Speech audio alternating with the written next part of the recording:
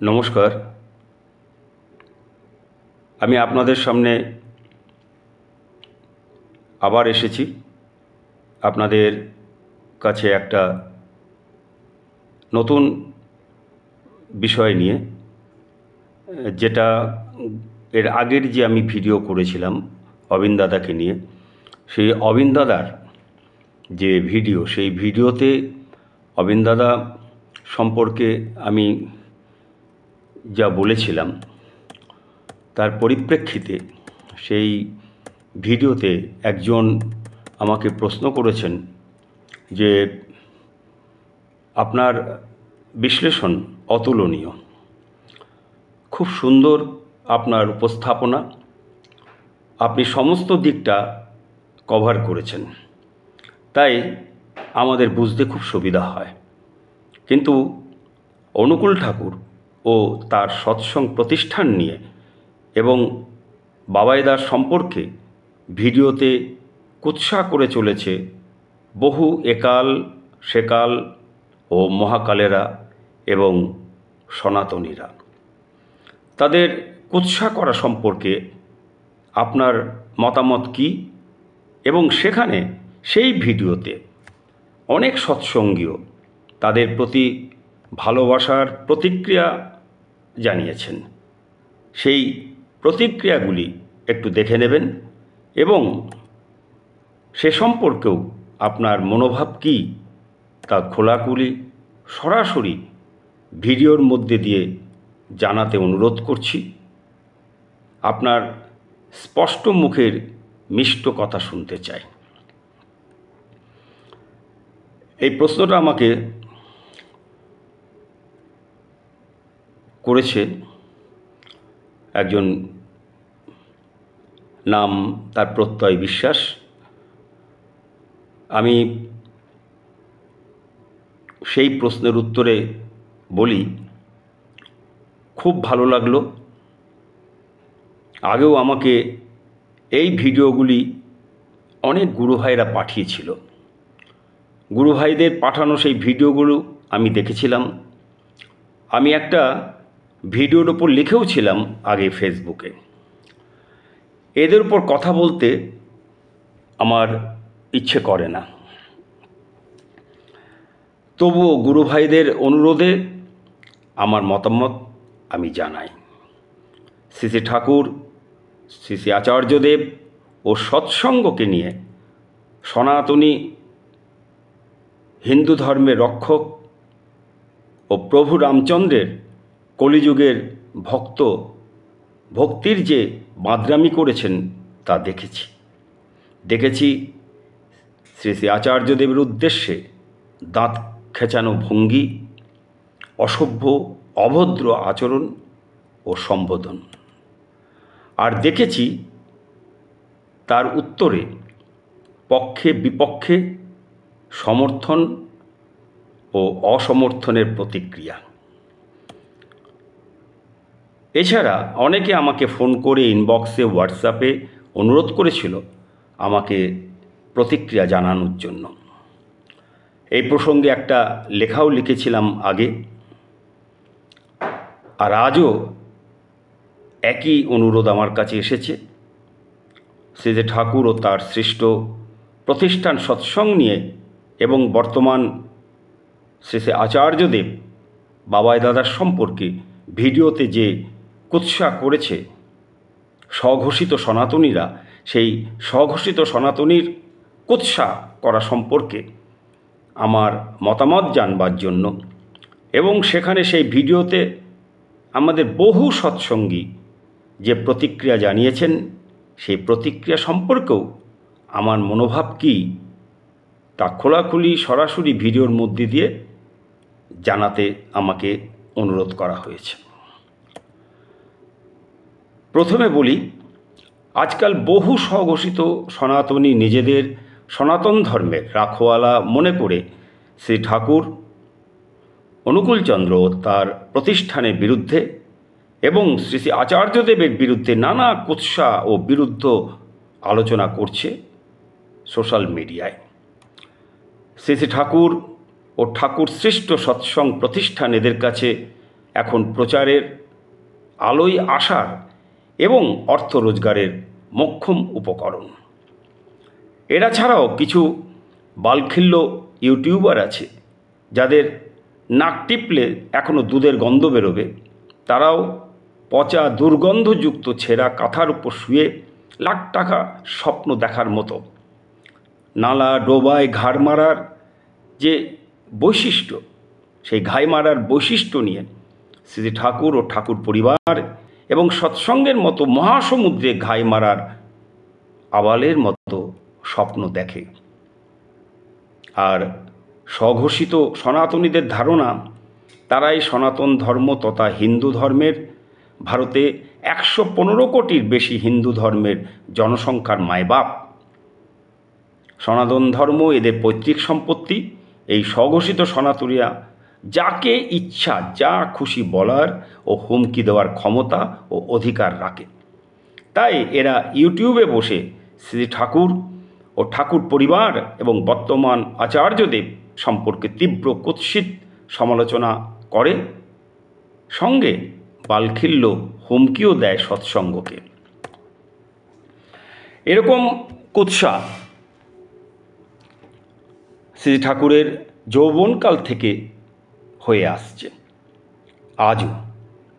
সেই সময় শ্রী ঠাকুরের বিরুদ্ধে কুৎসা, নিন্দা, সমালোচনা এসব করতেন পথে ঘাটে, হাটে বাজারে। সমালোচনা করতেন বিদ্বজনেরা শনিবারের চিঠি নামে কাগজে। শনিবারের চিঠি ছিল বাংলা ভাষার অন্যতম বিখ্যাত সাহিত্য সাময়িকী, যা বিংশ শতকের প্রথমার্ধে 1924 খ্রিস্টাব্দে প্রবর্তিত হয়েছিল। এটি ছিল একটি সাপ্তাহিক কাগজ এবং এর মূল স্বত্বাধিকারী ছিলেন অশোক চট্টোপাধ্যায়। শনিবারের চিঠির প্রাণপুরুষ ছিলেন কবি সাহিত্যিক সজনীকান্ত দাস। শনিবারের চিঠি তখন জনপ্রিয় ছিল রবীন্দ্রনাথ, নজরুল, শরৎচন্দ্র ইত্যাদির মতো প্রতিষ্ঠিত মানুষদের বিরুদ্ধে তীব্র ঘৃণ্য সমালোচনার জন্য। এখানে মৈতলাল মজুমদার, হেমন্ত কুমার চট্টোপাধ্যায়, নীরজচন্দ্র চৌধুরী, পরিমল গোস্বামী ইত্যাদিদের মতো বিশিষ্ট প্রথিতযশা বিখ্যাত ব্যক্তিদের লেখা প্রকাশ হতো। এদের ব্যঙ্গময় ভাষার জন্য এবং তীক্ষ্ণ সমালোচনায় পিত্ত জ্বালিয়ে দেওয়া এইসব রচনার আকর্ষণ ছিল তীব্র।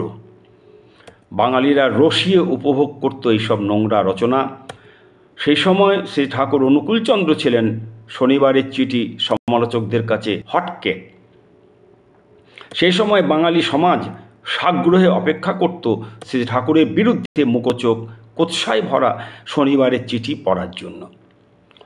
এটা ছিল বাঙালিদের সেই বাবু কালচার, যার ট্র্যাডিশন আজও বয়ে চলেছে যদিও, কিন্তু তারা সবাই ছিলেন পণ্ডিত বিদ্বজন। আর আজকের এই সমস্ত কুৎসাকারীরা এরা পরিচয়হীন, সেফটি ট্যাঙ্কে বসবাসকারী ভিখারি বাঙালি কুৎসাকারী। সেই সময়ের শ্রী ঠাকুরের কুৎসাকারী সজনীকান্ত দাস, হরিপ্রসাদ মল্লিক, কৃষ্ণপ্রসন্ন দাস, পঞ্চানন মিত্র ইত্যাদিদের মতো মানুষজনের পরিণতি কি হয়েছিল তা এরা জানে না। পরবর্তী সময়ে এদের পরিণতি খুবই করুণ ছিল। আজ শ্রী ঠাকুরের 136 বছর। ভারত ছাড়াও বাংলাদেশ, নেপাল, বার্মা, মধ্যপ্রাচ্য, ইউরোপ, আফ্রিকা, আমেরিকা সহ বিশ্বের প্রায় প্রতিটি উন্নত দেশে শ্রী ঠাকুরের বিশাল বিশাল কেন্দ্র মন্দির স্থাপন হয়েছে। সৎসঙ্গ বিহার, সৎসঙ্গ অধিবেশন কেন্দ্র, সৎসঙ্গ উপাসনা কেন্দ্র, সৎসঙ্গ মন্দির, ঠাকুরবাড়ি ইত্যাদি ইত্যাদি নামে 5000-এর অধিক কেন্দ্র মন্দির রয়েছে সারা বিশ্ব জুড়ে। আর এই সমস্ত কেন্দ্র মন্দির সৃষ্টি হয়েছে সৎসঙ্গীদের পয়সায়, কোনো সরকারি অনুদানে নয়। এটা যেন নিন্দুকেরা মনে রাখে। শ্রী ঠাকুর অনুকূলচন্দ্রের সৃষ্ট সৎসঙ্গ প্রতিষ্ঠান আজ মানুষের বাঁচা বাড়ার কাজে সেই সব দেশে দিবারাত্র কাজ করে চলেছে। কোথায় আজ সেই দিনের সেই সব নিন্দুকেরা? তাদের অস্তিত্ব কোথায় আজ? পেরেছে তারা ঠাকুরের রথ থামাতে? যত নিন্দুকেরা করবে কুৎসা গালাগালি, তত মানুষে মানুষে হয়ে চলেছে বিশ্বজুড়ে প্রেম ভালোবাসার গলাগুলি কোলাকুলি। যাই হোক, সৎসঙ্গীরা যারা ইউটিউবের সেই ভিডিওগুলিতে কমেন্ট করেছেন তাদের সম্পর্কে জানতে চেয়েছেন আমার মতামত। সৎসঙ্গী যারা কমেন্ট করেছেন ওই ভিডিওগুলিতে তাদের অনেককেই দেখেছি উদারতার একটা পোজ নিয়ে কুৎসাকারীকে কুৎসা না করার, না জেনে বাবাই দাদার বিরুদ্ধে কিছু না বলার কাতর অনুরোধ করেছেন। সৎসঙ্গীরা কুৎসাকারীকে সমস্ত তথ্য নিয়ে বলার জন্য অনুরোধ করেছেন, সঙ্গে এও বলেছেন যদি কষ্ট দিয়ে থাকি, দুঃখ দিয়ে থাকি তাহলে ক্ষমা করে দেওয়ার জন্য। এমনই এরা উদার বড় মনের সৎসঙ্গী যে মন্তব্যের মধ্যে কোনো রকম দুঃখ কষ্ট না দিয়েও ক্ষমা প্রার্থনা করছে। কুৎসা নিন্দা গালাগালি করছে কারা, ক্ষমা প্রার্থনা করছে কারা? অবাক কাণ্ড। আবার কেউ কেউ যিশুর উক্তি তুলে ধরে বলছেন এরা জানে না এরা কি করছে। একেবারে প্রায় যিশু হয়ে গিয়ে কুৎসাকারীকে আশ্রমে আমন্ত্রণ জানিয়ে বলছেন তুমি আশ্রমে এসো, বাবাই দাদার সাথে কথা বলো, দেখবে বাবাই দাদা তোমাকে ভালোবাসবে, স্নেহ করবে। কেউ কেউ তাকে প্রথমে প্রণাম ও শেষে নমস্কার জানিয়ে বাবাই দাদার পুরো ভিডিও শোনার জন্য কাতর অনুরোধ করছে। বাবাই দাদার যে ভিডিওর উপরে এরা কুৎসা করছে সেই ভিডিওগুলি পুরো শুনবার জন্য তাদের কাছে অনুরোধ করছে, এমনভাবে যে মোদ্দা কথা একেবারে চরম ভালো মানুষ হয়ে ঠাকুরের পরম ভক্তের মতন তাকে তোয়াজ করছে। মনে হচ্ছে পৃথিবীর সবচেয়ে শক্তিশালী উৎকৃষ্ট মানুষটিকে সত্য মিথ্যা বোঝাতে সৎসঙ্গীদের মধ্যে প্রতিযোগিতা লেগে গেছে। কিন্তু অবাক হতে হয় দেখে যে একবারও ইউটিউবে কুৎসাকারীর অসম্মানজনক উক্তি, শ্রী আচার্যদেব বাবাই দাদাকে অশ্রদ্ধা ভরে সম্বোধন, কটূক্তি, শ্রী বাবাই দাদার বলা ভিডিওর কথাগুলি উদ্দেশ্যপূর্ণ বিকৃত ব্যাখ্যা, চরিত্র হনন সত্ত্বেও এর বিরুদ্ধে এই সমস্ত সৎসঙ্গীদের বুকের ভেতরে ঝড় ওঠে না, রাগ হয় না, বুকের ভেতরের ঘুমিয়ে থাকা পরাক্রমের বাঘটা একবারের জন্য জেগে ওঠে না। তখন মনে পড়ে ঠাকুরের বাণী, টান হলো তোর ইষ্টে অসীম, পরাক্রমহীন কিন্তু পশুর টানেও বিক্রম থাকে, তুই কেমনতর জন্তু। এমনই এরা নিজেরা এক একজন জীবন্ত ঠাকুর অনুকূলচন্দ্র। এত এদের প্রেম, যে প্রেম যিশুকে ক্রুশবিদ্ধ হতে সাহায্য করেছিল, যে প্রেম প্রভু যিশুর ওপর নির্মমভাবে ভয়ঙ্কর যন্ত্রণাদায়ক অত্যাচার হতে দেখেও ভক্তমণ্ডলীদের মধ্যে আগ্নেয়গিরির ভয়ঙ্কর বিস্ফোরণ হতে দেখা যায়নি। এমনই এদের প্রভুর প্রতি প্রেম ভালোবাসার গার্ডওয়াল। সেই ধারা চলে আসছে যুগ যুগ ধরে। একমাত্র আমরা শ্রী শ্রী হনুমানজির মধ্যে দেখেছিলাম প্রভু রামের প্রতি পরাক্রম, আর দেখেছি শ্রী শ্রী বরদার মধ্যে সেই ভয়ঙ্কর কঠোর তার রূপ এবং সঙ্গে তার কোমল মন হৃদয়। শ্রী ঠাকুর বরদা সম্পর্কে বলতেন, নারকেল দেখেছেন, নারকেল উপরটা যেরকম খড়খড়ে কঠিন, কিন্তু ভেতরটা নরম পানীয় জলে পরিপূর্ণ। ঠিক বড় খোকাও তেমনি, উপর থেকে এত কঠিন এত কঠোর, কাছে গেলে বোঝা যায় কি নরম কি মিষ্টি। তো এরকম পরাক্রম আমরা শ্রী শ্রী বরদার ক্ষেত্রে দেখেছি। তাই আজকে সারা পৃথিবী জুড়ে শ্রী ঠাকুর দেহ রাখার পর আজ সৎসঙ্গের এই বিশাল ব্যাপ্তি, 5000-এর উপর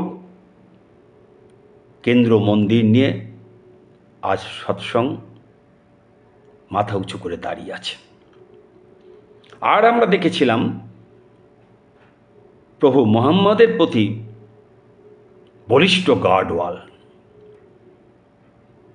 এটা আমরা সবাই জানি হযরত মুহাম্মদের গার্ডওয়াল কি ভয়ঙ্কর, কঠিন, কঠোর, মজবুত ছিল। কুৎসাকারী যখন আমার প্রভু সম্পর্কে কুৎসা করতে দ্বিধা করে না, আমার প্রিয় পরমকে অশ্রদ্ধা ভরে অশ্লীল ভঙ্গিতে সম্বোধন করতে, কাপড় টেনে খুলে উলঙ্গ করতে দুবার ভাবে না, তখন তাকে কোলে বসিয়ে আদর। কিছু বললেই তখন উল্টে সত্যানুসরণের বাণী তুলে ধরে কথার ফোয়ারা ছোটাবে।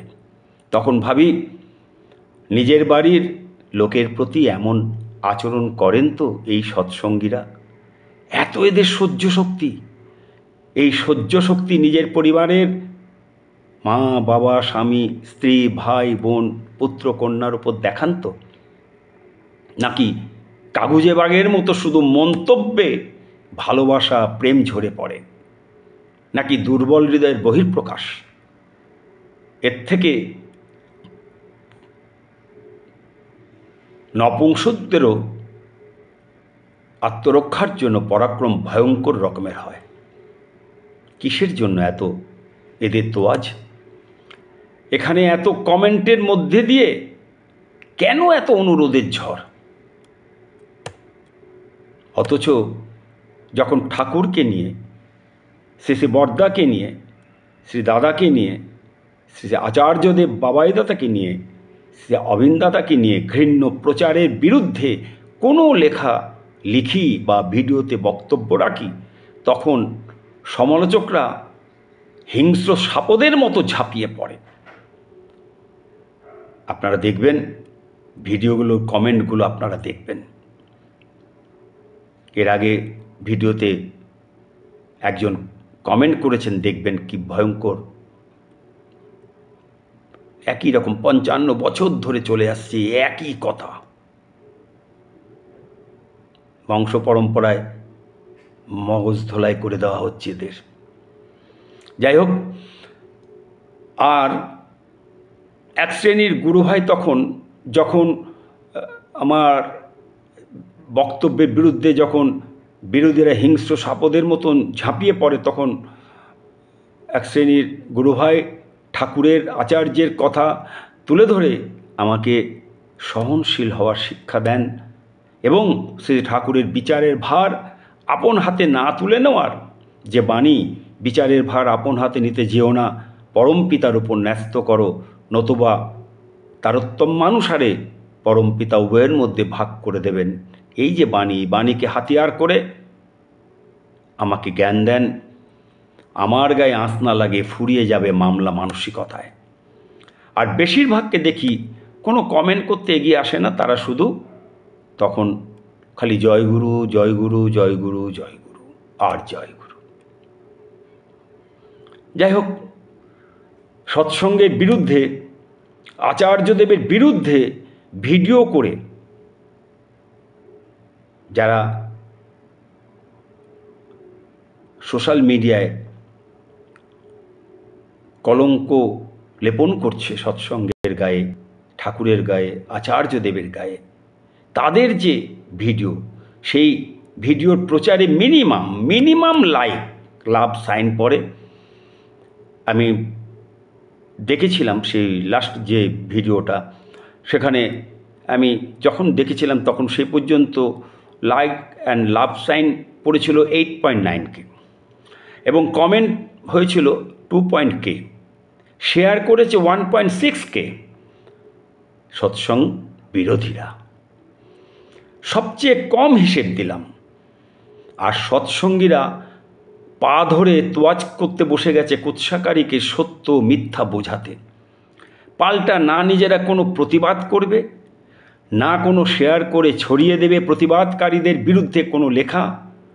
বুকের ভেতরে কষ্টটাকে আর অপ্রিয় সত্যটা শুধু তুলে ধরলাম একজন সৎসঙ্গী হিসাবে। এরা ঠাকুরের যে বাণী, স্পষ্টবাদী হও কিন্তু মিষ্টভাষী হও, এই বাণীটা অন্তত মাথায় রেখেও মিষ্টভাবে স্পষ্ট ভাষায় প্রতিবাদ করতে পারে, কিন্তু তাও করে না। আচ্ছা, ঠাকুর কি আমাদের এমনই নপুংসক সৎসঙ্গী তৈরি করতে চেয়েছিলেন? একটা মিনিমাম প্রতিবাদ থাকবে না?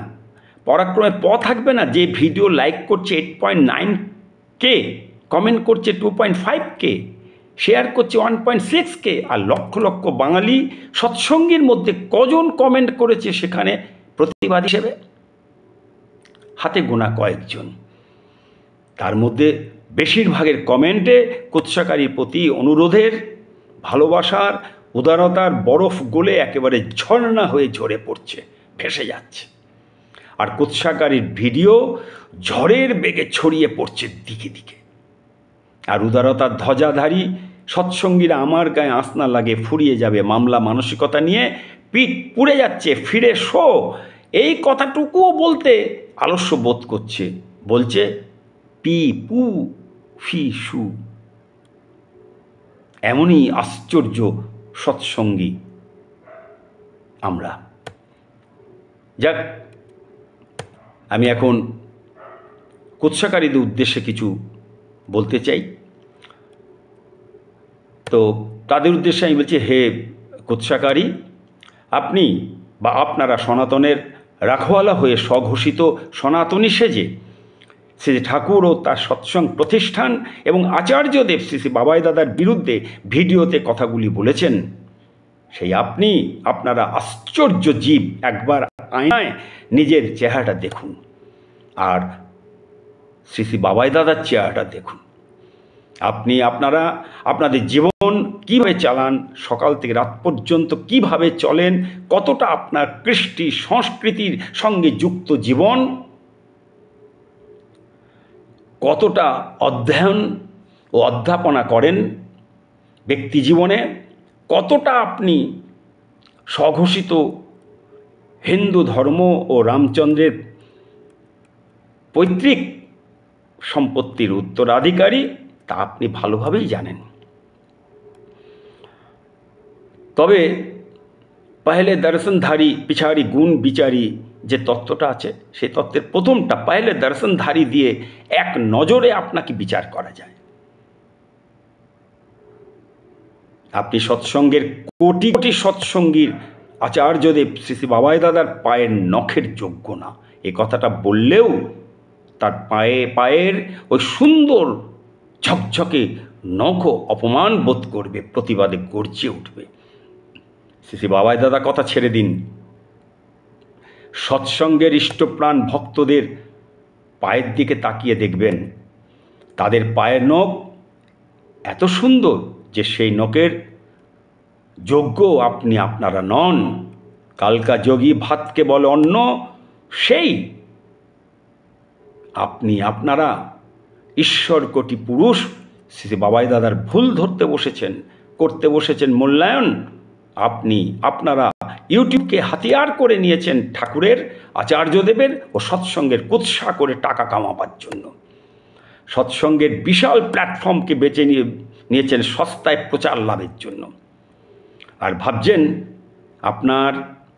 আপনাদের বালখিল্য টাট্টিকা মাফিক বক্তব্যে আপনারা বাজিমাত করবেন। তাই মদ্যপের মতো, নেশাগ্রস্তের মতো তাল জ্ঞান হারিয়ে যা নয় তাই পাগলের প্রলাপ বকে চলেছেন। মনে রাখবেন, আপনাদের মধ্যে একজন শ্রী শ্রী আচার্যদেব বাবাই দাদাকে কর্মফল ভোগের কথাও বলেছেন। সে না হয় দেখা যাবে, কর্মফল সবাইকে ভোগ করতে হবে। আপনার শেষের সেদিন কিন্তু ভয়ঙ্কর।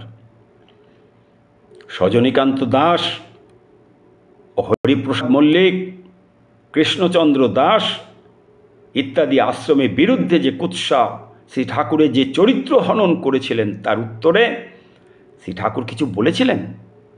বলেননি। বরং সুশীল চন্দ্র বসু টেগার্ড সাহেবের কাছে সজনীকান্ত দাসের বিরুদ্ধে, যিনি শনিবারের চিঠিতে শ্রী ঠাকুর এবং সৎসঙ্গের কুৎসা প্রচার করতেন, সেই সজনীকান্ত দাসের বিরুদ্ধে অভিযোগ দায়ের করেন ও তার শাস্তি হওয়ার জন্য যে বিধান, যে শাস্তি দেওয়া হয়েছিল,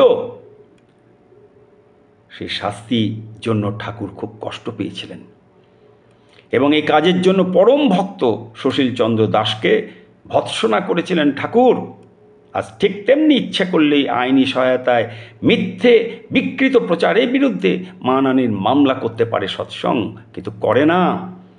কিন্তু ভুলে যাবেন না, সুশীলচন্দ্র বসুর মতো সৎসঙ্গী কিন্তু আজও আছেন বিশ্বজুড়ে কোটি কোটি সৎসঙ্গীদের মধ্যে।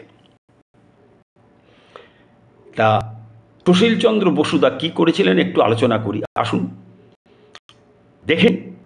সেই সময় ইষ্টপ্রাণ সৎসঙ্গী সুশীলচন্দ্র বসু সজনীকান্ত দাসের সঙ্গে দেখা করে বলেছিলেন, আপনাদের পত্রিকা শনিবারের চিঠি আশ্রমের বিরুদ্ধে নিন্দা প্রচার করে চলেছে ছদ্মনামে।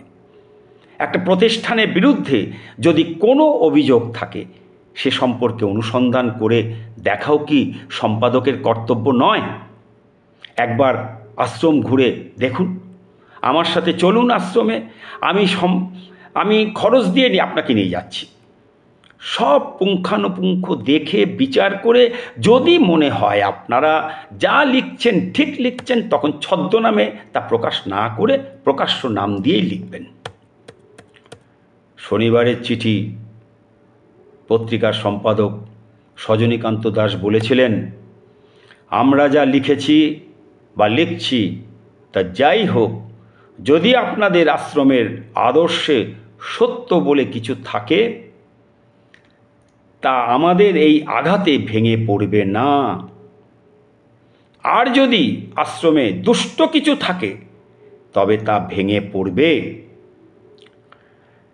কাজেই আপনারা যদি ওই আঘাত সহ্য করেও টিকে থাকতে পারেন তাহলে বুঝব আপনাদের আদর্শ সত্য ও আশ্রমে সত্য বলে কিছু আছে। সজনীকান্ত দাসের এই কথার মধ্যে সেদিন যেমন সত্য ছিল, ঠিক তেমনি তার প্রচ্ছন্ন অহংকারও লুকিয়েছিল এই কথার মধ্যে।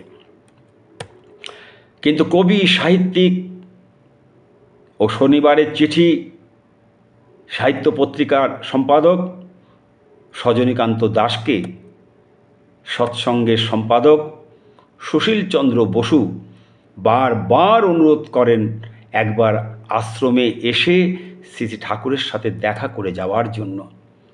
কিন্তু সজনীকান্ত দাস কিছুতেই আশ্রমে গেলেন না। শ্রী ঠাকুরের বিরুদ্ধে ও তার সৎসঙ্গ প্রতিষ্ঠানের বিরুদ্ধে লিখতেই থাকলেন। সুশীলচন্দ্র বসু সজনীকান্ত দাসের এই আচরণে প্রচণ্ড ক্ষুব্ধ হলেন এবং কলকাতায় লালবাজারে গিয়ে টেগার্ড সাহেবকে সব জানিয়ে একটা আইনি ব্যবস্থা নেওয়ার জন্য আবেদন জানালেন। শ্রী ঠাকুরের নামে ও সৎসঙ্গ প্রতিষ্ঠানের নামে শনিবারের চিঠি পত্রিকার এই মিথ্যা অশ্লীল বিকৃত প্রচারের বিরুদ্ধে লালবাজারে দরখাস্ত আসতে লাগলো। কলকাতা পুলিশ শনিবারের চিঠি পত্রিকার সম্পাদক সজনীকান্ত দাসকে অশ্লীল মিথ্যা বিকৃত সংবাদ প্রচারের অপরাধে গ্রেপ্তার করেছিলেন। বিচারে তার বিরুদ্ধে আনা অভিযোগ প্রমাণ হলে তিনি শাস্তিপ্রাপ্ত হন। পরবর্তীকালে সজনীকান্ত দাস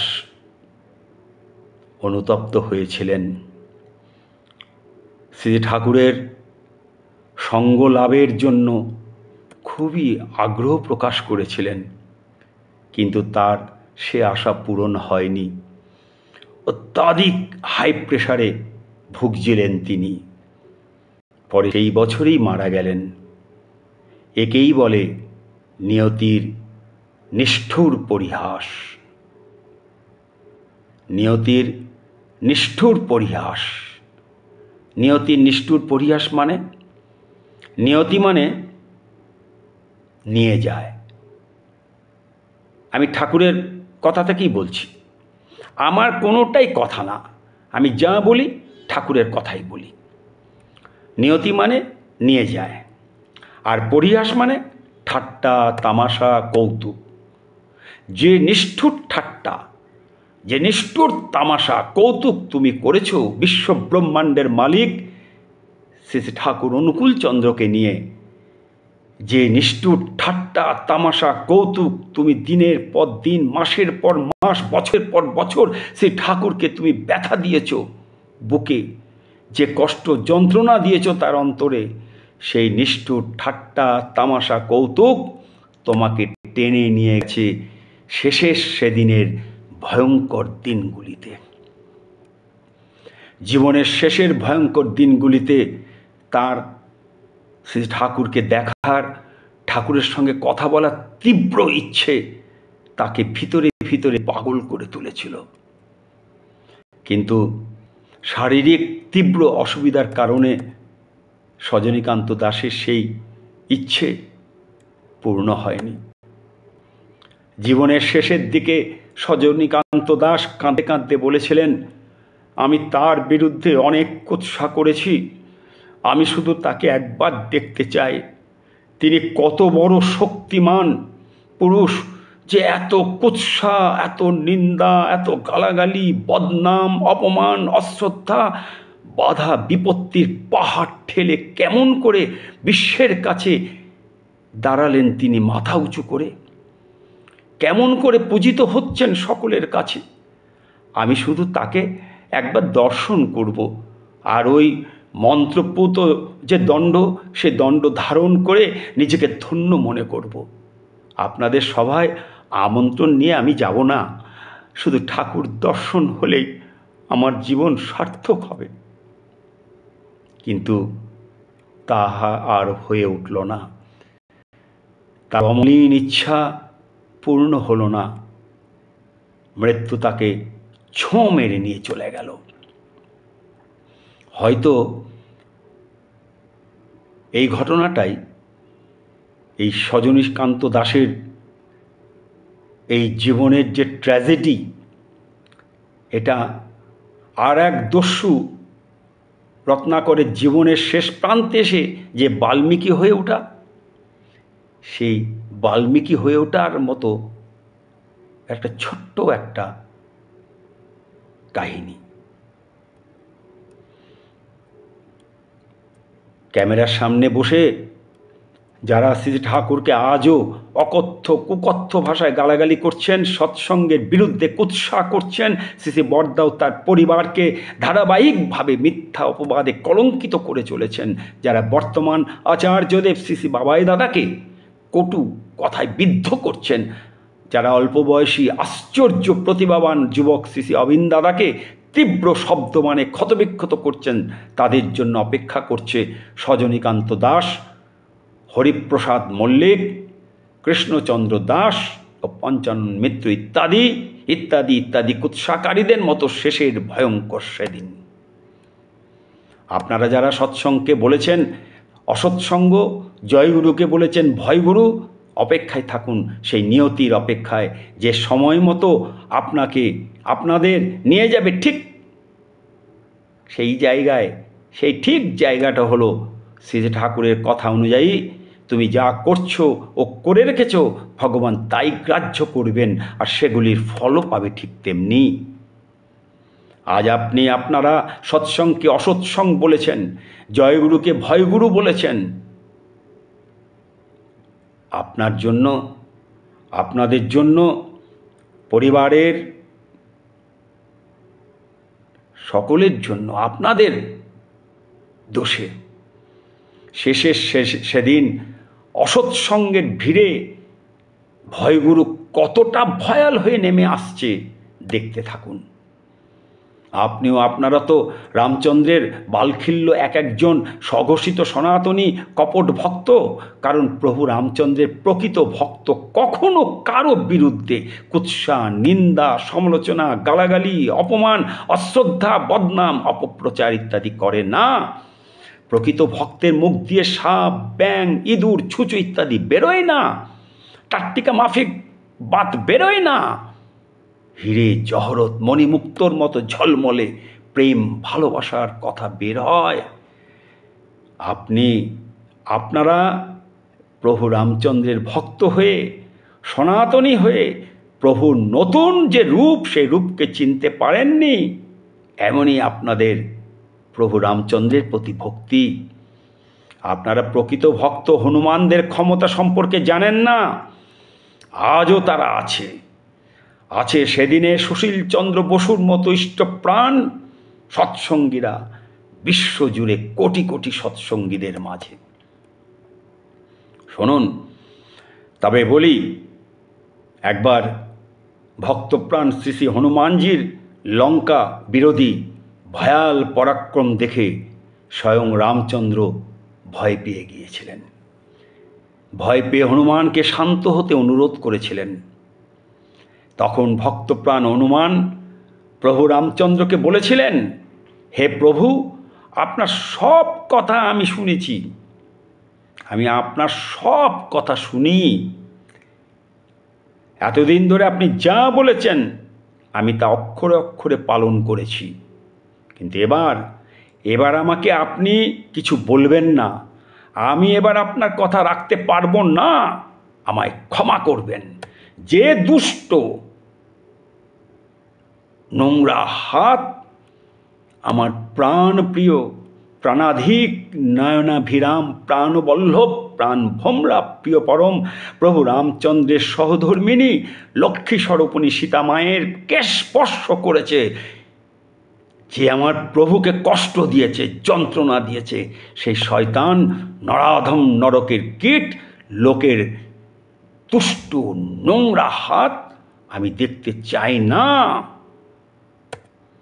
স্বর্গ, মর্ত্য, পাতাল ও দিগন্ত কাঁপিয়ে ভয়ঙ্কর ওঙ্কার দিয়ে হনুমান দুষ্ট রাবণের দু হাত টেনে ছিঁড়ে ফেলেছিল সেদিন।